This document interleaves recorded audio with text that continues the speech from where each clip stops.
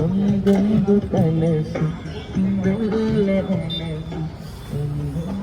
ಸ್ನೇಹಿತರೆ ಏನು ಗೊತ್ತಾ, ದ್ವಾರಕಾ ಹೋಟ್ಲಲ್ಲಿ ಮಸಾಲೆ ದೋಸೆ ತುಂಬ ಚೆನ್ನಾಗಿರುತ್ತೆ ಅಂತ ಅಂದ್ಕೊಂಡು ಮಸಾಲೆ ದೋಸೆ ತೊಗೊಂಡು 70 ರೂಪಾಯಿ. ನನ್ನ ಪ್ರಕಾರ ಅಂದರೆ ಅಲ್ಲಿ ಯಾರೂ ತೊಗೊಂಡಿರಲಿಲ್ಲ ಮಸಾಲೆ ದೋಸೆ. ಜಾಸ್ತಿ ತೊಗೊಂಡಿದ್ದು ಈರುಳ್ಳಿ ದೋಸೆ, ಸೆಟ್ ದೋಸೆ ತೊಗೊಂಡಿದ್ರು. ನಾವು ದಡ್ರು ಹೋಗ್ಬಿಟ್ಟು ಮಸಾಲೆ ದೋಸೆ ತೊಗೊಂಡು 70 ರೂಪಾಯಿ. ಪಕ್ಕ ಚೆನ್ನಾಗಿರಲಿಲ್ಲ.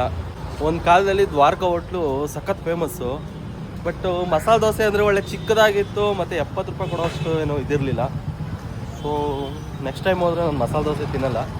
ಬಟ್ಟು ದ್ವಾರಕಾ ಹೋಟ್ಲು ಮೇಲೆ ಪ್ರೀತಿ ಕಡಿಮೆ ಆಗಿಲ್ಲ, ತುಂಬ ಹಳೇದಲ್ವಾ. ಸೊ ಚಟ್ನಿ ಒಂದು ಲೆವೆಲ್ಗೆ ಚೆನ್ನಾಗಿತ್ತು, ಇನ್ನೂ ಚೆನ್ನಾಗಿ ಇರಬೇಕಾಗಿತ್ತು. ಓಕೆ, ಅದೊಂದು ಚೆನ್ನಾಗಿತ್ತು. ಅದು ಬಿಟ್ಟರೆ ಕಾಫಿ ಸೂಪರಾಗಿತ್ತು.